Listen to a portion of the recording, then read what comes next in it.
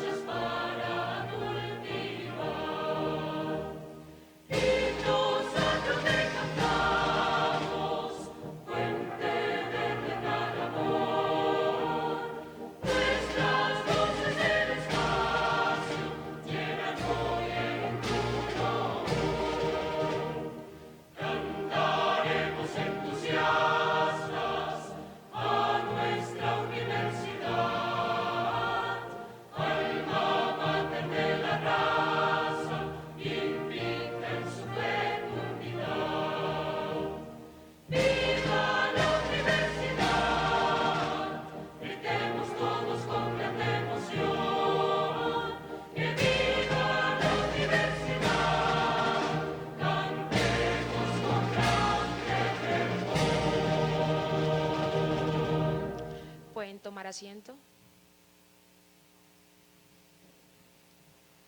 Ahora, invitamos al jefe del Departamento de Ciencias Básicas de la Facultad Nacional de Salud Pública, el profesor Lizardo Osorio.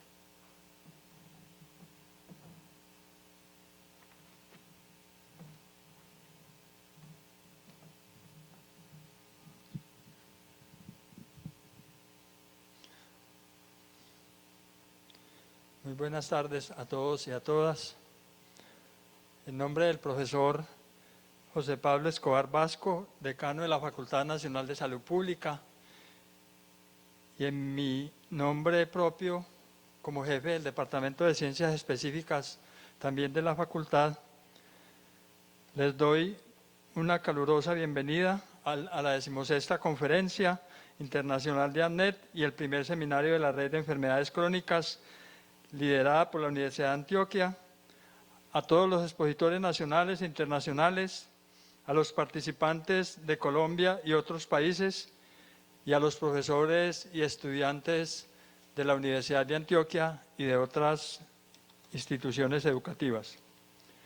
Expreso un agradecimiento especial a los organizadores e instituciones que han hecho posible que este importante evento se realice, entre otros al doctor Bernard Choi y la mesa directiva de AMNET, al Buró de Medellín, a la Vicerrectoría de Investigación y Extensión de la Universidad de Antioquia, al Grupo de Epidemiología y al Centro de Extensión de la Facultad, y muy especialmente un reconocimiento a la doctora Paula Díaz, quien organizó tanto la anterior como la actual conferencia.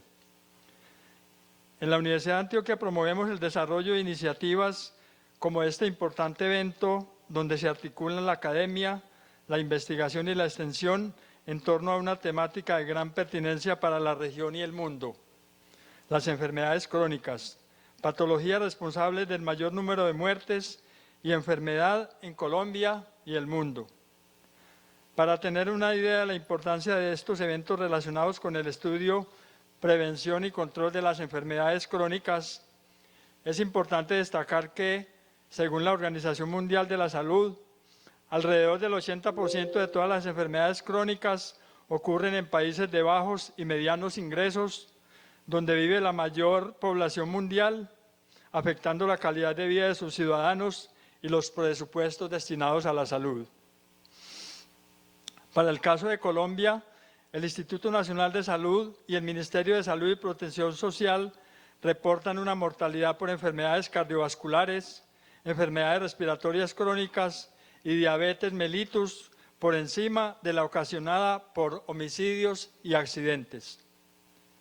Para la Facultad Nacional de Salud Pública, es un honor contar con la presencia de destacados profesores e investigadores nacionales e internacionales de Estados Unidos, Finlandia, Canadá, Argentina, Brasil, Costa Rica, Ecuador y México, pertenecientes a la Red de la Vigilancia de Enfermedades Crónicas en las Américas, AMNET, que hoy nos acompañan y que apoyan y motivan a los profesores e investigadores de la red local, conocida como REC, a continuar la ingente tarea de estudiar, investigar, integrar conocimientos y promover soluciones a la epidemia global producida por el aumento de las enfermedades crónicas.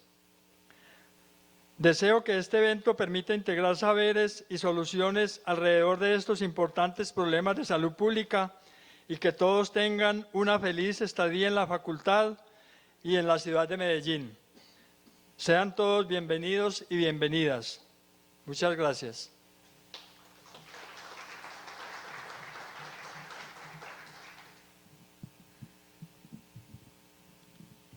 Muchas gracias al profesor Lizardo Osorio. A continuación se hará la presentación de la red internacional AMNET y la red local. Invitamos a pasar a la profesora Paula Díaz Valencia. Ella es médica y cirujana, especialista en promoción de la salud y prevención de enfermedades cardiocerebrovasculares, magíster en epidemiología de la Universidad de Antioquia, doctora en epidemiología y ciencia de la información biomédica de la Universidad de Pierre y Marie Curie. Es profesora del grupo de epidemiología de la Facultad Nacional de Salud Pública de la Universidad de Antioquia y presidenta electa de la Red de las Américas para la Vigilancia de las Enfermedades Crónicas, AMNET.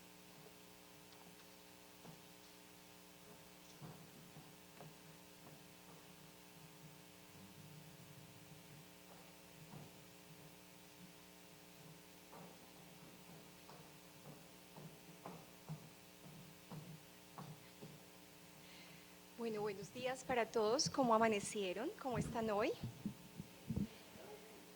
Bueno, les felicito, ustedes son los puntuales de este día y de verdad les agradezco inmensamente su presencia.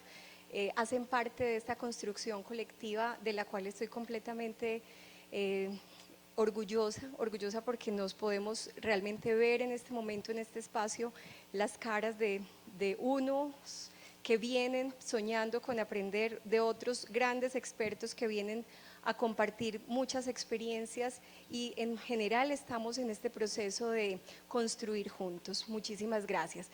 Como ya estamos un poco sobre el tiempo, vamos a hacer una presentación realmente muy corta, vamos a tener oportunidades de ir conversando a lo largo de, digamos, del día de hoy, del día de mañana y de la mañana del sábado en torno a esto que nos convoca y yo creo que podemos avanzar.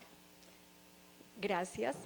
Simplemente para que recuerden un poco las caritas de las personas que hacen parte de la actual mesa directiva, me siento completamente apoyada y respaldada por este grupo de personas maravillosas que antes que grandes profesionales que lo son, grandes académicos, son maravillosas personas, cada una de ellas, y de verdad mil gracias por estar aquí.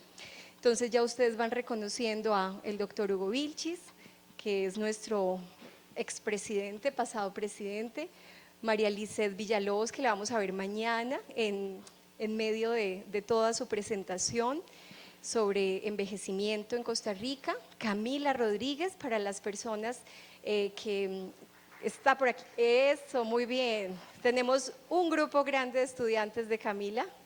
Camila es una maravillosa profesora y hace parte del board en calidad de secretaria. Tenemos el doctor Adriana Lacino, que está por aquí. El doctor Adriana Lacino fue también uno de los presidentes por varios periodos y viene desde Argentina para acompañarnos. El doctor Noel Barengo también, por aquí está. Bienvenido, doctor Noel Barengo. Viene desde Estados Unidos, pero tiene varias nacionalidades en récord, entre Suiza, Finlandia, estamos que lo volvemos colombiano también. Tatiana Mesadri nos acompaña desde Brasil, desde la Universidad del Vale de Itajaí. Tenemos en este momento un convenio marco con la Universidad de la doctora Tatiana, así que es bien interesante esto que logramos en colaboración. Doctor Juan Carlos Ceballos, vienes desde Ecuador, así que bienvenidísimo. También tenemos en este momento un convenio con la universidad en la cual el doctor Ceballos es el actual decano de medicina, que se llama la Universidad de las Américas en Ecuador. Muchas gracias y bienvenido. Y el doctor Bernard Choi, que nos acompaña, que hará la lectura como keynote speaker ahorita, nuestra lectura principal. Bienvenido, doctor Bernard Choi. Welcome, Professor Choi. Thank you very much. Tenemos en este momento nuestros dos principales miembros fundadores, doctor Juan Carlos, doctor Choi. Yo les invito a que les demos un gran aplauso porque sin ellos y sin su sueño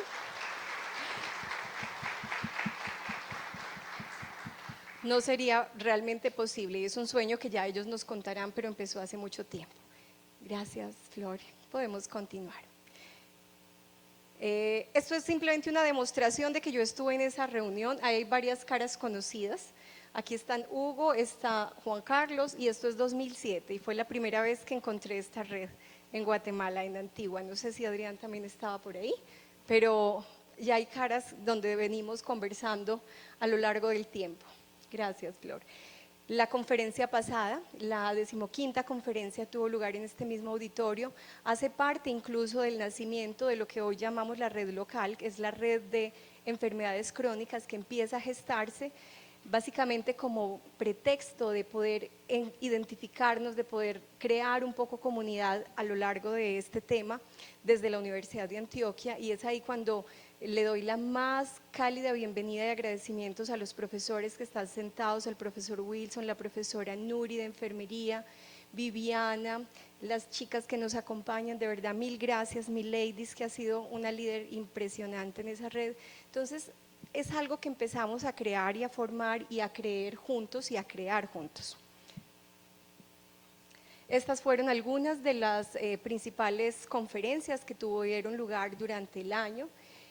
En enero más o menos, durante la reunión de balance de febrero 22, entre febrero y marzo, decidimos hacer esta conferencia, y esta conferencia hoy es el producto de ese sueño y de ese momento donde decidimos que era importante que nos reuniéramos, que era importante que la red internacional apoyara estas iniciativas de la red local, y por eso estamos aquí.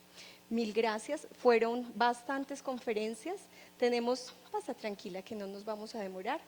Tenemos muchos retos, yo creo que retos que se identificaron en la pasada conferencia, retos que van a salir de este momento, retos que cada uno de ustedes tiene en el corazón y mucho por trabajar. Aquí hay algunos de ellos, pero definitivamente necesitamos avanzar en asuntos de monitoreo y control, necesitamos entender más cómo fortalecer los sistemas de vigilancia epidemiológicas locales y nacionales. Estamos trabajando fuertemente en ello. Estamos tratando de presentar proyectos a Colciencias y a otras entidades para obtener recursos y tratar de lograr de alguna manera cómo seguir trabajando e implementando estos sistemas. Necesitamos mejorar la transferencia de conocimiento para la acción. El doctor Choi ahorita nos va a conversar un poco acerca de esto, y mañana con su presentación del reloj de la salud también nos va a contar una experiencia, pero es importantísimo que empecemos desde ya a entender y a tratar de demostrar cómo vamos a trasladar eso que estamos aprendiendo a la comunidad. Ahorita les invitamos al taller del doctor Noel, que vamos a hablar sobre Implementation Research o ciencias translacionales también, cómo realmente tenemos ese reto de traducir la información que tenemos.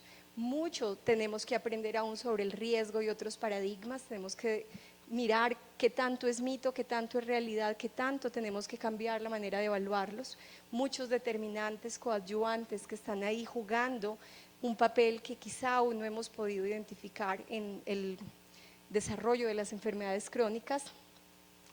Les tengo aquí algo de la educación para la salud de Sócrates a las TICs. Yo creo que tenemos que nutrirnos de todo lo que hemos aprendido a lo largo de la historia para enseñar, para traducir, para acompañar los procesos de enseñanza-aprendizaje, pero también es importante cómo volcamos esa mirada a la actualidad y a lo que tenemos hoy en día, cómo nosotros podemos volvernos integradores en esa forma de enseñar transgeneracional, donde no solo enseñamos a los adultos, sino a los pequeños que serán adultos mañana y que son a veces las guías de estos adultos que tenemos en el momento. Entonces, creo que vale la pena que en Crónicas empecemos a pensarle de una manera más seria y contundente a cómo estamos apoyando los procesos educativos en salud.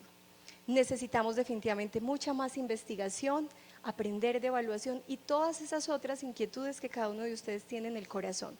Es por eso que las dos redes están conectadas, hacemos parte, les invitamos a mirar la página web, o no la vamos a revisar en este momento por cuestiones de tiempo, pero les invitamos, en la página web estamos colocando una cantidad de materiales importantes, materiales producidos por los miembros del board, por los miembros de la red local.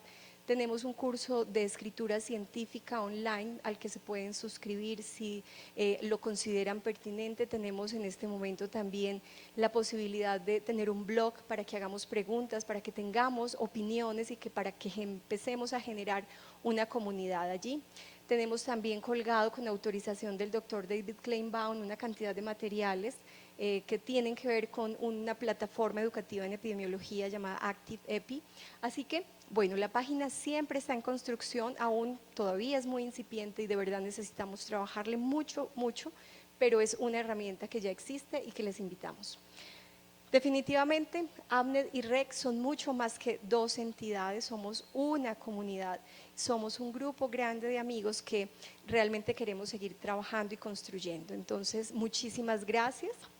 Cada uno de nosotros es una gotita de agua en este mar de profundos conocimientos que debemos seguir construyendo. Muchas gracias y bienvenidos. Entonces,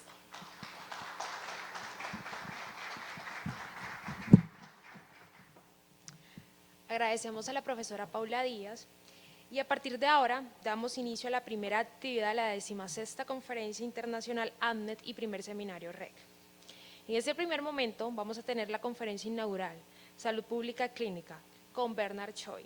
El doctor Choi es investigador senior en la Agencia de Salud Pública de Canadá, profesor adjunto de la Universidad de Toronto, la Universidad de Ottawa y la Universidad de Carleton, doctor en epidemiología y magíster en salud y seguridad ocupacional. Bienvenido, doctor Choi. Welcome to Choi.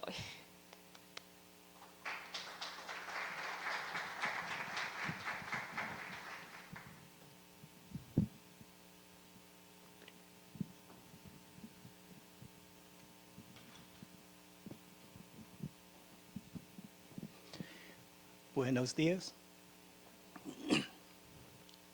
I would like to thank the University of Antioquia for organizing yet another wonderful AMNET meeting. We were here last year, and also Columbia. This is a great time for us to interact. I would also like to thank President Professor Paula for inviting me to give not one, but two presentations. So today is the first one, and then tomorrow is another one. During the lunchtime, Professor Juan Carlos, who was the first president of AMNET, said to me, "Bernard, you have been an inspiration to AMNET." Wow, I thought that was a big compliment. It was such kind words.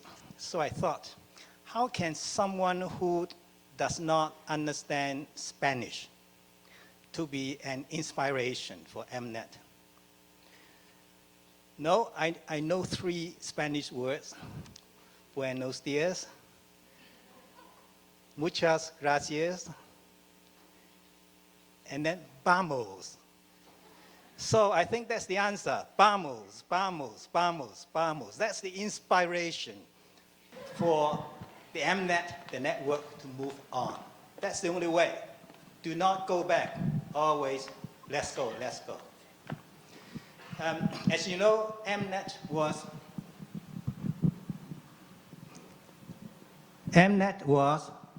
created in 2003 as a network of public health professionals in chronic disease surveillance in different countries to work together. And time goes fast. This has been the 16th annual meeting of AMNET. So that's it. I'm going to talk about the clinical public health topic. And I'll explain to you this new term in public health, which has got clinical in it. If you look at the slide, by the way, no, not yet, go back, yes. I'm from the Public Health Agency of Canada, and that's the National Department of Health of Canada. So today I'm here representing the government of Canada. I'm also representing the University of Toronto, and I'm also representing AMNET, and that's me. You see, 100 years of health. Does anyone know what this 100-year means? Yeah, it is a lot of time, 100 years. Not the maximum. This is the 100-year birthday of the Canadian Ministry of Health. So this year, in all of our presentations, we have to use this slide template because we are celebrating 100 years of health. Next slide. In 1919, 100 years ago, the Department of Health in Canada was created, June the 6th. This is our birth certificate, the act of the Department of Health. Because we have to celebrate, we found this in our the Library of the Parliament of Canada. So that's the year. 2019 marks an important milestone in our history, the Canadian history. The 100th anniversary of the creation of Canada's first federal Department of Health. Next. Do you remember what happened around 100 years ago in 1919? World War I ended. Do you know how many people died in World War I? 30 million people. About 20 million people were soldiers, 10 million people were civilians, the normal people. A total of 30 million people died. A big war, the First World War, first ever. But it did not create our Ministry of Health. It was the year after the war ended. When the soldiers went back to their own countries, they helped to spread the Spanish flu epidemic. And in 1 year, there were 60 million people who died of Spanish flu. 2 times the people died in the war. The effect was so big that a lot of the cities in Canada were wiped out. No one left. There was no people alive. And so in 1919, the Canadian government decided to create a Department of Health to deal with all the matters and questions relating to the promotion of health in Canada. That's a picture of the first senior officers of the Department of Health. The first minister was there, and you'll notice that they were basically all men. There was only one woman. Now it is reversed. In our Ministry of Health, almost a lot of women, only a few men in the top position. So in 100 years, that's the change. What have we done in the last 100 years? If you look at that table there, 100 years ago, the life expectancy of women was 61 years. Imagine, 61 years is the average age of death. Today, 84 years. There was an increase of 23 years of your life expectancy, or 38% over 100 years. I'm not sure what the life expectancy change in Colombia is, but it may be similar. For men, we are not doing as well as the women. 100 years ago, we had a life expectancy of 59 years. Now we have 80 years, an increase of 21 years. So we have to work harder, the men, to live longer, to be as good as the women. If you look at the picture here, one of the most important invention in Canada in health is the discovery of insulin. Do you know what insulin is for? What kind of disease? Diabetes. Very effective. So in 1921, Professor Banting and his student, Best was a graduate student at the time, worked together and they discovered insulin. I think there are a number of students here in this room. When there's a project, there's a professor and a student. Who does more work in the project? The students. So basically, Best was the one who discovered insulin. Banting was the big professor internationally known. So eventually, Banting received the Nobel Prize. And Banting was a good professor. He wrote to the Nobel Committee saying that, no, it is joint work of the professor and the student. And Best should also be included in the Nobel Prize, the name. The Nobel Committee said, no, you are the official award recipient. So if you look at the official documents, Banting was the Nobel Prize winner, Best was not. So and Banting was very sad. When he got the money, I think several $1 million from the Nobel Prize, he shared with Best half and half the money. So at least he settled that historical part. So it has been 100 years, and now 2019, we are celebrating. Next. Yeah. So this year we have a photo memory book with all the photos of the past 100 years of our achievements. Next. We have publications. If you see on the left side, not yet. If you look at the left side, 1942, it was the first Canadian food guide, telling people what to eat to be healthy. The Canadian Food Guide in 1942, do you know how many pages it has? 4? 1 page. Only 1 page, 6 things. You have to eat milk. Milk is one of the 6 nutrition areas. Egg is another one. So from nowadays scientific viewpoints, that was very primitive, very simple. So and bakery is another one. Meat, fruit is one category, and vegetable is another. So those are the 6 categories. And then 2019, this year, because we need to celebrate, we have a new food guide, a big, thick book.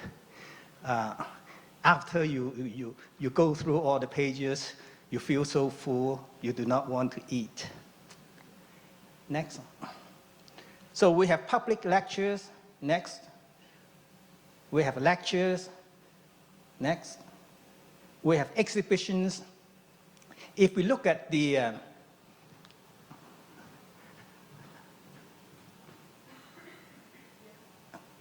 It is like a space suit, like the people, the astronauts wearing. In Canada, we have a level 4 laboratory for public health, especially for studying new viruses, new bacteria, level 4. And not that many countries have a level 4 lab. Level 3 lab is lower level. That means when you finish your work, when you come out of the laboratory, you have to take a shower to make sure that all the viruses and bacteria are not coming out of the laboratory with you. A level 4 lab means you have to shower in. Before you go inside, you have to take a shower and change to that kind of spacesuit. The spacesuit has got tubes for the oxygen to go into the suit. It is totally isolated from the other parts of the laboratory. So if I'm working here, I have oxygen. If I want to go there 10 feet away, I have to disconnect the oxygen, go there, reconnect the oxygen. You have 30 seconds to do that. If you are not quick enough, you do not have oxygen, and that's it. So in our exhibition, we have got the whole spacesuit. And of course, we have awards. And lastly, that's the, next. The birthday celebration. We have ribbon cutting. In front of the ribbon cutting, we have a cake. Yes, yes, birthday cake. So that's the whole idea of the celebration. Next. So we have photo sessions for fun. Next. These are the treasure hunts. You have a map and you follow the map and you get all the treasures. It is a game. We have board games. We have volleyball tournaments. And for those who are not that much into sports, we have yoga. And of course, in this birthday celebration, we cannot miss what? The cake? Huh? What's that? Oh, no. No, this is the government of Canada. Next, we have food. We have picnic. And we have barbecue. So that's fun. There are lots of projects. Other people were leading those projects for the anniversary celebration. For me, I lead on 2 projects. Next. The first project is clinical public health, which I'm going to talk about today. Tomorrow, I'm going to talk about my second project, the Canadian Health Clock. Both projects, because I'm a senior research assistant, scientist, my role is to write up publications. So these are already in the process of being published. So next. Today, clinical public health. Next. You see the word salud pública, clinica has got 2 parts.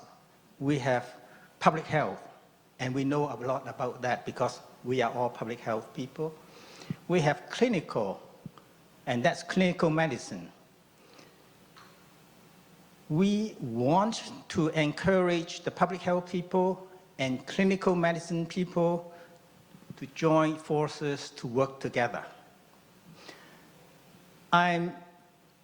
That's me, Bernard Choi. I'm a senior research scientist with the government, the Public Health Agency of Canada, so I'm on the public health side. I'm also a professor at the University of Toronto in the School of Public Health and the Faculty of Medicine, so I'm also on the clinical medicine side. Next. Yeah, so that's me. Standing in the middle of the 2 sides. So it was good for me to be leading a project to celebrate the 100 years of anniversary on how to bring public health people and clinical people together. Next. You see, in this paper, we have 19 authors, 19 professors. There's no student, they're all professors.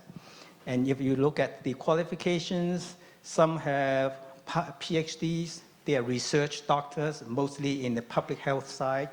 We have got medical doctors or MDs on the clinical side.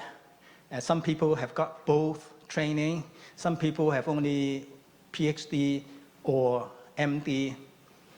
So this is the group of people who come up with the idea and come up with this research. Next. Why do we want clinical people and public health people to work together? Why? The first reason is the so-called problemas wicked. Do you understand what this is? Problemas, you know what it is. Wicked, that's English, that's not Spanish. So when we start doing this presentation for AMNET, we run into the first difficulty. In English, that's no problem. We call it wicked problem. But in Spanish, problema what? Next.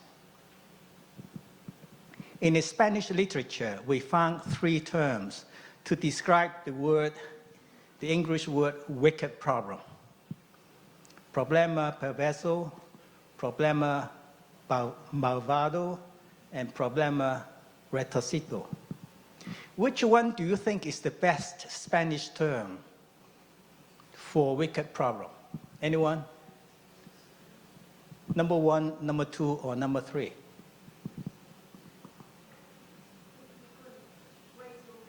Yes, please raise your hand. Number 1. 7, 8, 9. Number 2, malvado. 1. Number 3, retorcido. 4, 5. Okay. Yeah, something else? Maybe. So before today, for this AMNET presentation, I have done yet another research study.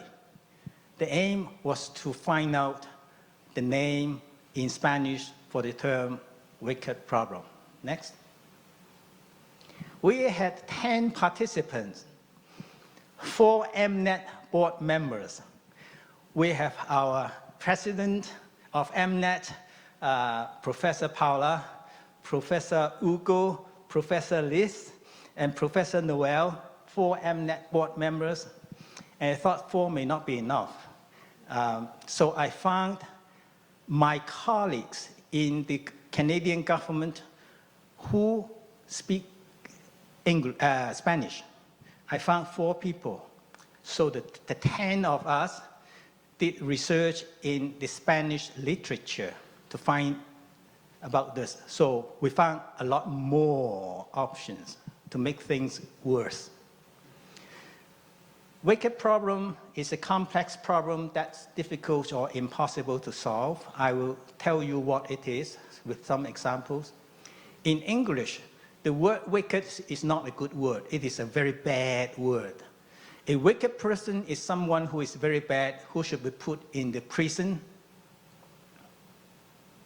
A wicked problem is something which is very bad, which should be put in the prison as well, the problem. But the problem keeps running away from the prison, not under control and doing bad things, especially killing people, wicked problems. So these are the things that we need to deal with. Next. The World Health Organization estimates that between 2030 and 2050, climate change is a wicked problem, a bad problem. It's expected to cause approximately 250,000 extra deaths per year.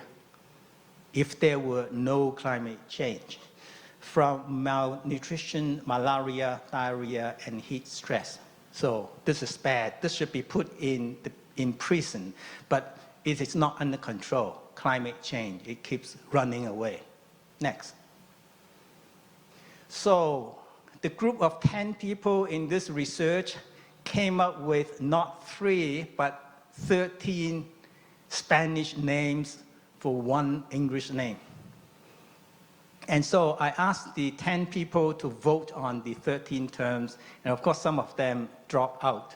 For example, retorcido, none of the 10 experts would prefer it to be the Spanish term. The other one is malvado, number 6. We only had 1 of the 10. And of course we had other ones, problema, is that complejo? That's a good one. And we had 2 of the 10 choosing that. Going up the list, problem of great complexity, terrible problem, extremely complex problem, we had 3 votes. And then there's the number 1. Do you know what number 1 is? Just now we had got 3 Spanish terms. Retorcido is there, voted out. Malvado, voted out. Do you remember the perverso. Next. So we now can continue with the presentation because we have a Spanish term for wicked problem. Next. So we spent 1 hour on that translation, and now we can move on. Problemas, perversos, are the problems so complicated that it is not possible to solve. If you look at that diagram there on the left side, 2 lines crossing, it is a simple problem, it is a traditional problem. For example, eating too much salt will increase your blood pressure. Simple, one leads to another one. If you have high blood pressure, you are likely to get heart diseases and stroke. That's another one. If you have diabetes, you may get leg amputation or blindness. So those are the traditional problems. But for the wicked problem, you can see that things are twisted, overlapping, complex, and so that's the problem that we are facing today. I talked about climate change, and we have got more. Next. Yeah. Physical inactivity. Why do people sit all day? One reason is that we are going to conferences, but we are not going to conferences every day. There are a lot of complex underlying risk factors. Unhealthy diet. Why do we want these highly refined food? Smoking, excessive alcohol. Next. Obesity, it is not a simple problem. We do not see the obesity rates in the world to be slowing down. So there's no hope of it stopping or to reverse. It is a big, big problem. Cholesterol, stress. Next one. Heart diseases, cancers, respiratory diseases, mental disorders, and diabetes. These are all wicked problems. So that's the number 1 reason that just public health people alone cannot tackle these problems. We have to work together with the clinicians. Next. The second reason is what we call the mega trends. These are the trends that are slow to form, but once formed, they have a widespread impact, and they are very difficult to reverse. For example, climate change. Next.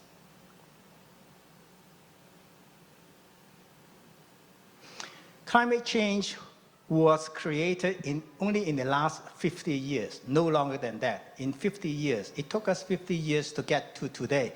We see a lot of hurricanes, a lot of destructions, water rising, flooding. It cannot go back right now.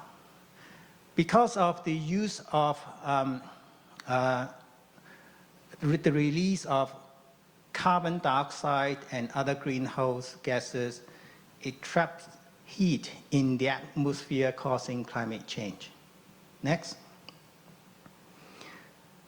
There are rising sea levels, heavy rainfalls, flooding in some part of the world, and drought, no rain in the other part of the world, destroying homes, medical facilities, crop failure, famine, drinking water shortage, diseases. And now we are reaching a stage when we cannot turn back to 50 years ago. This is very huge, slow-moving trends that are creating big problems. And again, we need public health and clinical medicine to collaborate. The third reason is the so-called syndemics, or synergistic epidemics, or several epidemics coming together at the same time. I'll give you some examples. Next.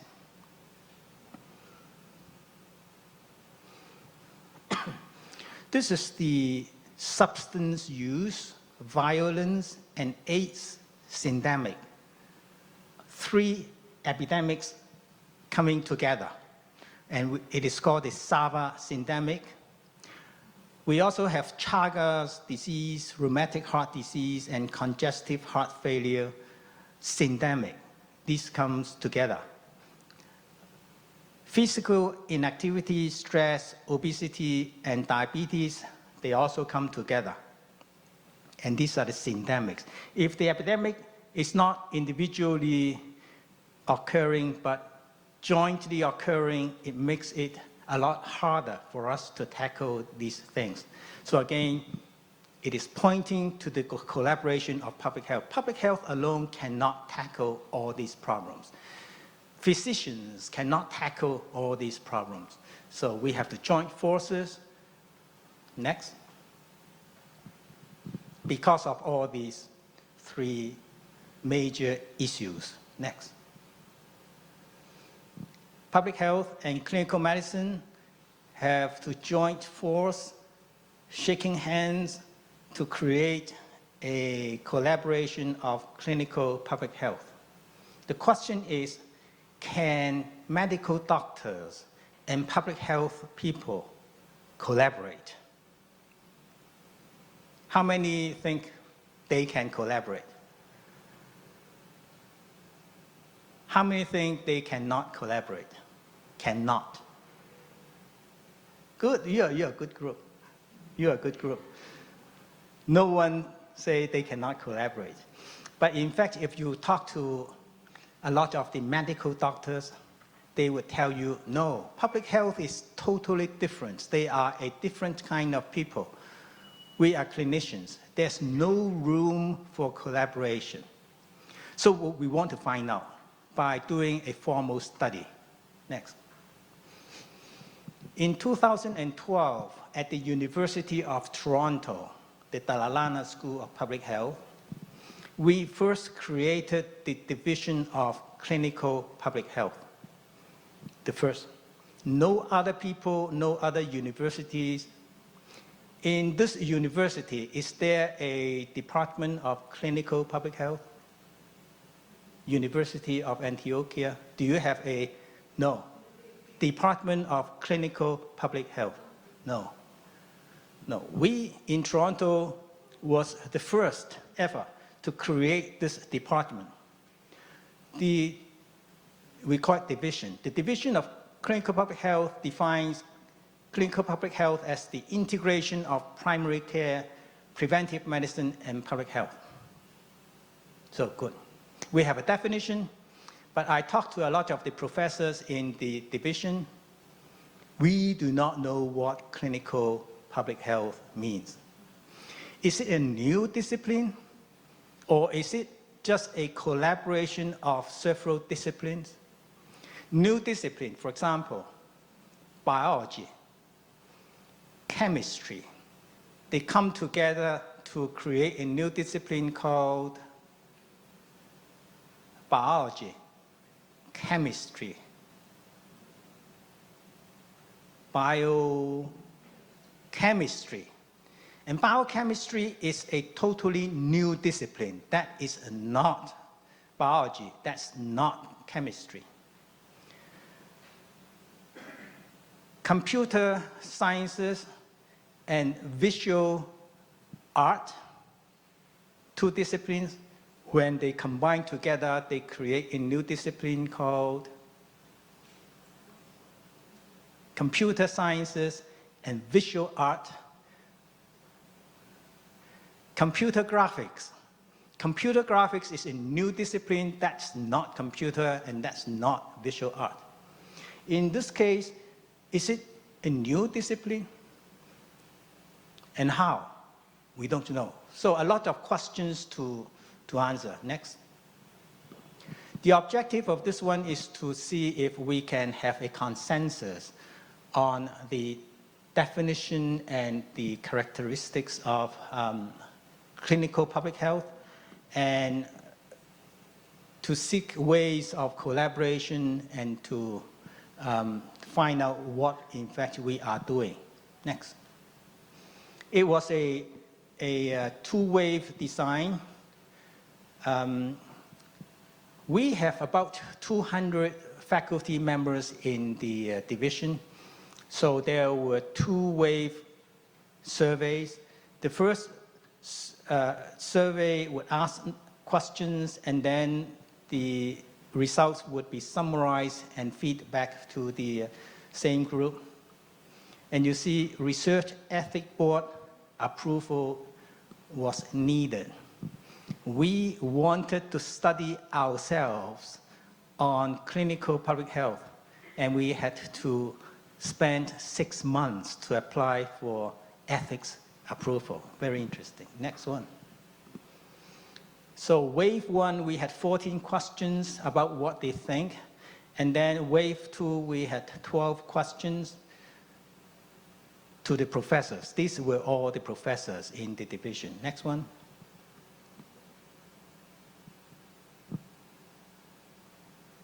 The response rate was about 25% for both surveys, and it is about right for a membership survey like this. We had different people in bioethics, business administration. These were all the professors in the Division of Clinical Public Health. Next. The wave two was similar in terms of response. This is the most interesting. There were 6 models of collaboration of clinicians and public health people. The first one is that clinical public health is the intersection of clinical practice and public health. The intersection. You see, the clinical people will not all be in clinical public health. Only a small portion of them interested in public health would collaborate with public health in the clinical public health sector. That's the most popular definition. The second finding was that primary care, public health, preventive medicine, and public health would come together, and their intersection is clinical public health. So 1 and 2 would mean clinical public health is not a new discipline, but only a collaboration of the two groups of people. But definition 3 has the opinion that clinical public health is a new discipline, totally new, totally different, like biochemistry or computer graphics. And then it will interact with the other sectors, like biochemistry, clinical medicine, psychology, social sciences. Next. Number 4 is that clinical public health is a subset of public health, inside public health. Within public health, some people are interested in clinical applications, so that's the clinical public health. Number 5 is that clinical public health is a subset of clinical medicine. Within clinical medicine, some are interested in public health and doing that. This is interesting. Number 6, this group of people says clinical medicine and public health cannot collaborate. Two groups are totally separate. Then I would like to ask them a question. Then why are you in this division of clinical public health if you think people cannot collaborate? And of course, we did not ask that question in the survey. And I think the most likely reason is that these people are not really wanting to promote clinical public health, but they just want to be associated with the division to get a university appointment. It is good for their career. It doesn't matter whatever division it is. So next, there are a lot of strengths. For example, collaboration, new field, forward thinking. There are also some weaknesses such as confusion, too narrow in scope, too clinical. Next.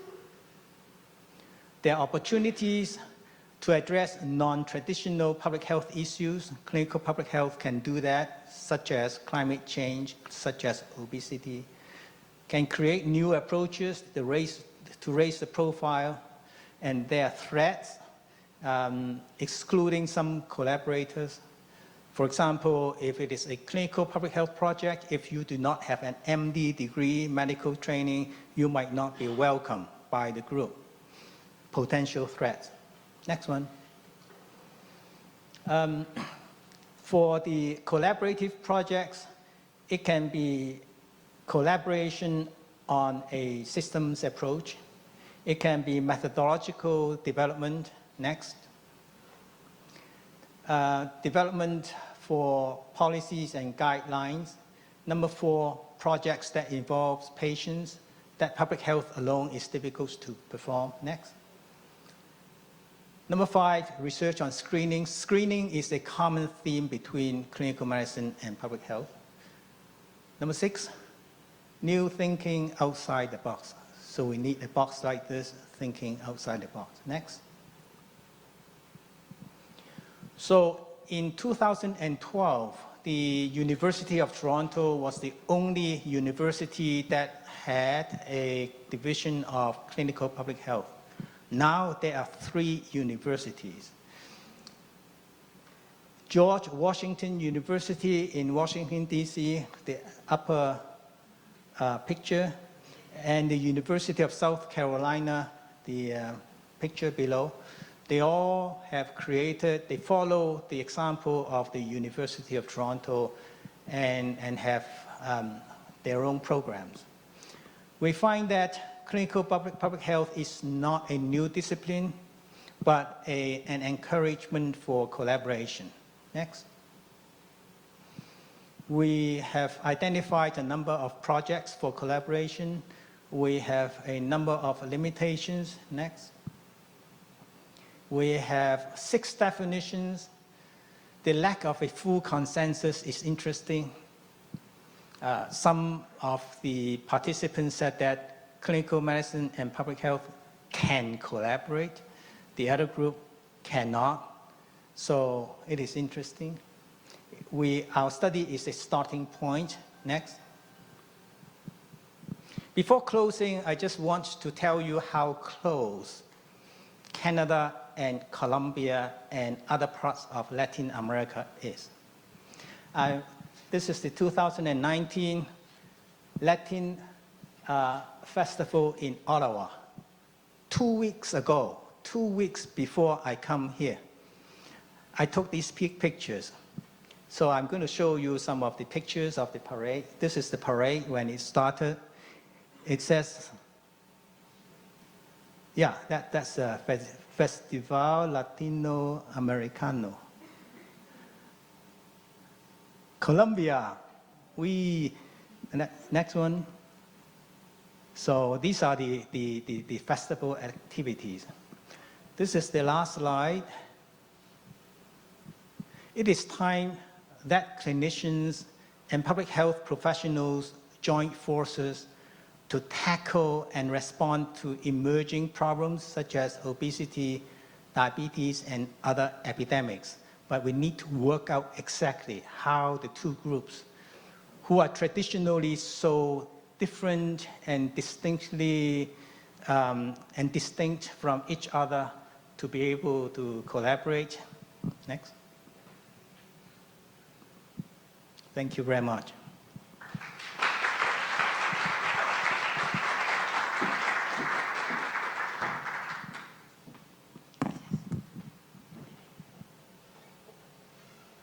Agradecemos a nuestro invitado Bernard Choi. Toma asiento. ¿Alguien tiene preguntas?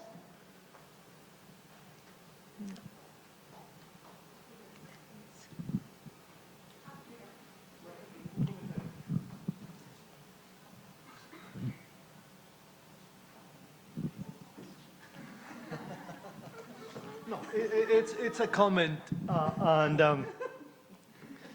si me permite, primero, gracias por estar aquí, gracias por poner atención al doctor Bernard Choi, que es una maravilla de escucharlo y ver cómo junta, cómo aglomera ideas, pensamientos y cómo los ha hecho mover al cabo de todos estos años. Y otra de las cosas interesantes de Bernard es que lleva desde el 2003 atendiendo estas reuniones y solamente ha aprendido 3 palabras. Entonces creo que su trabajo es llevárselo esta noche de juerga y que aprenda al menos otras 2. Entonces, bueno, ese es un comentario al margen. Lo que yo quería... Okay, what I said is that you're a wonderful guy. And you have been helping us in other things, but you have been here for many, many, many years, and you have 3 words in Spanish. The students who are in the back, they will take you tonight, and they will show you Medellín, and you will learn at least another 2. Salud y otra más. Okay? Salud, yeah. Okay, my comment. Public health or clinical public health. I think it's important. For Latin America, it's different because many of the... I will translate immediately. Lo voy a traducir en un momento. In Latin America, many of the people who are in public health are medical doctors. So our way of thinking is different in this way. So the majority of the people working in Latin America in public health are medical doctors. Eso lo que dije es, en Latinoamérica, la mayoría de los que estudian y son trabajadores de salud pública son también médicos. No digo que todos, una mayoría. Entonces nuestra manera de pensar es diferente en cómo trabajar salud pública y medicina clínica. ¿O están ustedes de acuerdo conmigo? Okay, they say yes. The second issue is in the United States and in other countries, there is a movement in population health. And what they are doing in many of the hospitals and clinics and clinical groups, they are focused on population health.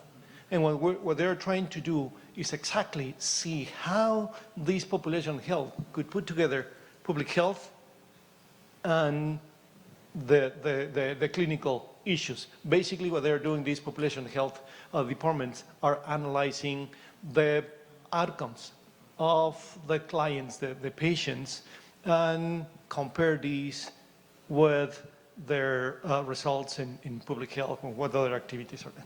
So lo que le estaba diciendo es que hay un nuevo enfoque en los Estados Unidos y en algunos otros países que se llama population health. Si lo traducimos sería como salud poblacional. Y lo que hacen, por ejemplo, los hospitales, los centros médicos, las clínicas, lo que hacen es analizan la información de los pacientes y tratan de ver de qué manera la salud pública puede interactuar con ellos y miden los resultados de esas intervenciones y cómo pueden hacer trabajo en la comunidad, en educación para la salud, en promoción de la salud, para mejorar las condiciones de salud o de vida de esos pacientes y que puede impactar en la parte clínica.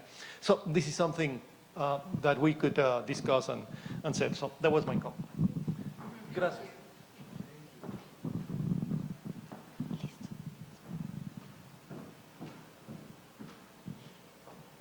Les recordamos que las siguientes sesiones se desarrollarán en el Auditorio 1. Iniciaremos en el primer taller, Ciencia de Implementación, dirigido por Noel Barengo. Y finalizaremos la jornada de hoy con el taller Análisis de Datos y Visualización de Información mediante el uso de TIC, dirigido por Paula Díaz Valencia.